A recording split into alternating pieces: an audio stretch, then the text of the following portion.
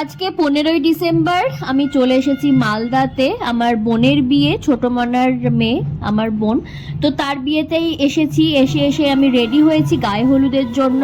এখন বাজতে সকাল 9টা। স্নান করে একদম গায়ে হলুদের জন্য খুব সিম্পলভাবে রেডি হয়েছি। এরপরে ব্রেকফাস্টের জন্য গেছিলাম মিষ্টি আনতে, রাধারানী মিষ্টান্ন ভাণ্ডার। যারা মালদায় থাকো তারা অবশ্যই এই দোকানটা চিনতে পারবে। তো এরপরে মিষ্টি নিয়ে চলে গেলাম বাড়িতে। তারপরে শুরু হয়ে গেল নানান অনুষ্ঠান। ঠিক আছে, নাও।